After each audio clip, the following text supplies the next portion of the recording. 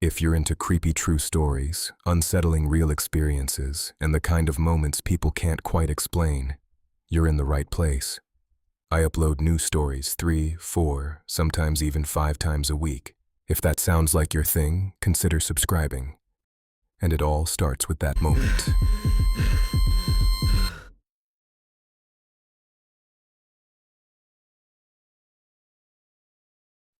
I don't hike alone anymore. Not after what followed me through the Roan Highlands. For 4 days, something stayed just outside my line of sight in those mountains, talking to me in the dark. And when I finally stumbled back to my car at the end of it all, I realized it had already gotten there before I did. Look, I need to back up a little so this makes sense. The breakup with Megan ended in about 15 minutes on the couch in our Atlanta apartment. She packed a suitcase while I just sat there. I barely felt anything.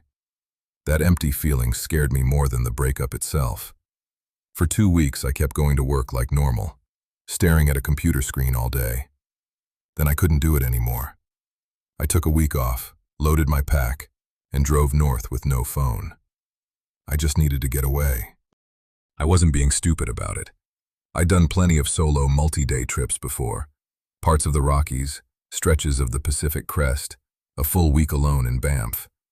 I knew how to read a map, hang a bear bag, filter water, and move without cell service. I picked a remote 5-day section of the Appalachian Trail through the Roan Highlands because I'd heard it stays pretty empty midweek. I wanted miles where nobody could reach me, and nobody cared what was going on in my life. I got to the Carver's Gap trailhead on a Monday morning. The gravel lot was completely empty. No other cars, just weeds, and an old wooden sign with a scratched-up map. I sat in my car for a minute, looking at that empty lot, and felt okay with it.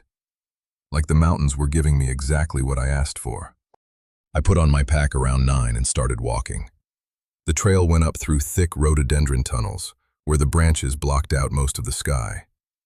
When I finally came out onto the first bald, the wind hit me hard, and I actually laughed out loud. I hadn't laughed in weeks. The ridge opened up in front of me, open grass rolling into the distance. I couldn't see another person anywhere. I hiked 11 miles that day and never saw a soul. My boots on the trail were the only sound I heard.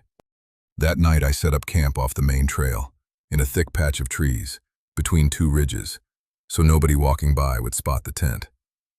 I made a small fire, cooked some rice and beans, and watched the sky go dark. The quiet out there was huge. It made you notice how much empty space was all around, and how long it would take to reach anybody if you needed help. I put the fire out around 9 and got in the tent. The wind was picking up, and the rainfly kept snapping. My body started to relax, and I was almost asleep when the voice came. It was a man's voice coming from the trees, maybe 30 or 40 yards away. Flat, slow, heavy mountain accent. "Ain't seen nobody else out here, have ya?" My heart jumped straight into my throat. I sat up fast and hit my head on the tent pole. Without even thinking, I answered back, "No, haven't seen a soul all day."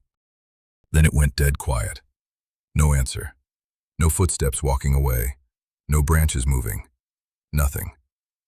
I grabbed my headlamp and swept the beam through the trees. The light died about 20 feet out, and I couldn't see a thing.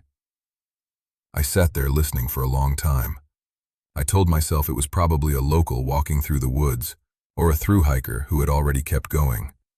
I kept repeating that in my head until it almost made sense. Then I zipped the tent and tried to sleep. It didn't go well. The next day, the fog rolled in and stayed all morning. Visibility was maybe 50 feet. Everything looked gray and wet. I pushed hard, did 12 miles, and kept telling myself the voice was nothing. By afternoon, the empty feeling in my gut was getting worse. The nearest road was hours behind me and hours ahead. Nothing but trees and ridges in between. I camped that night in a forested spot between 2 balds. I boiled water for ramen and sat on a log eating. The light was almost gone. The voice came again, closer this time, right at the edge where my headlamp beam stopped. "You reckon we'll make it 'fore dark?" My hands started shaking so bad I almost dropped the pot. I answered anyway. I'm alone out here. Who's there? No reply. I counted to 60 in my head, then got up and walked toward the sound, pushing into thick laurel that ripped my sleeves. There was nobody there. When I checked the ground the next morning, I found boot prints. They followed my exact path into camp, step for step. Different tread pattern, pressed deeper on the left side. The prints stopped about 10 feet from where my tent had been. No prints going away. They just ended. I ripped the tent down fast and got back on the trail. Day 3. I wasn't hiking anymore. I was moving as fast as I could without falling. Around midday, the trail came out onto a high, open bald, with no trees for over a mile. Wind was blowing the grass flat. I stopped to drink some water and turned to look behind me. There was a figure way back on the ridge, half a mile or more, just a dark shape. When I stopped, it stopped. When I started walking again, it started walking too. Same pace, no wave, no calling out. It just matched every move I made. I turned and went straight into the next tree line as fast as I could. I didn't look back. That night I crawled deep into a thick laurel patch, where I had to get on my hands and knees to set up the tent. No fire, no hot food. I sat inside, with the zipper closed, and my knees pulled up. It came back around 9. First one line, then the other. Ain't seen nobody else out here, have you? You reckon we'll make it 'fore dark? I pressed both hands over my mouth so I wouldn't answer. I bit the inside of my cheek until it bled. I stayed quiet. Then I heard something moving through the laurel right outside the tent. Not normal footsteps. Steady pressure on the branches, going in a slow circle around me. Same distance every time. Around and around. It never sped up, never slowed down, never stopped. I lay there listening to it go lap after lap. I don't know if it lasted 20 minutes or 2 hours. Time got weird. I couldn't take it anymore. After 1 in the morning, I tore the tent down in the dark, stuffed everything in my pack, and started moving by headlamp. I fell hard a couple times and tore my palms open on rocks, but I kept going. I didn't stop until the sky started getting light. Day 4. I was wrecked. Barely any sleep for 2 nights. My hands shook when I tried to open food. Every little sound in the woods made me jump. I made it to the Apple House shelter in the afternoon. It was just 3 walls and a tin roof, completely empty.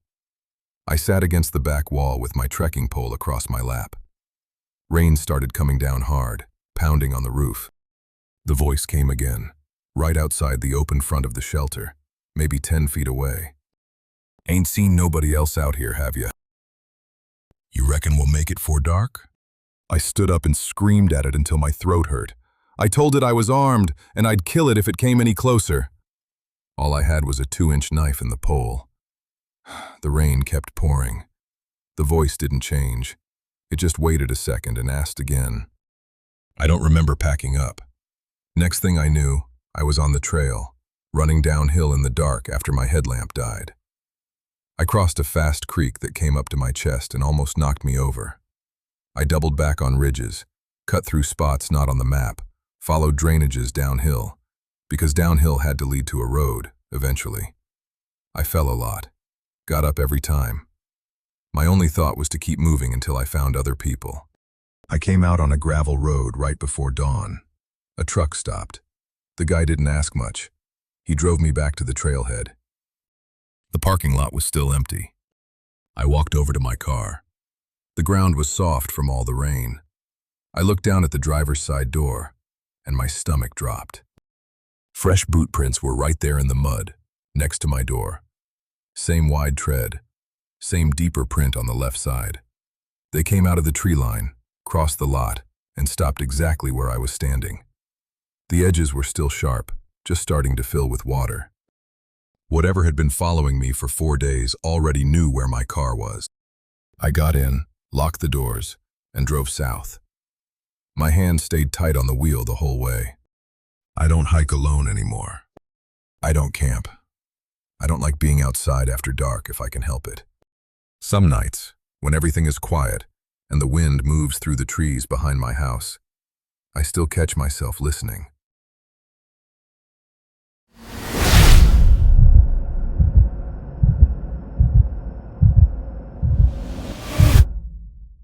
If this story stayed with you, consider subscribing. There's always another one coming.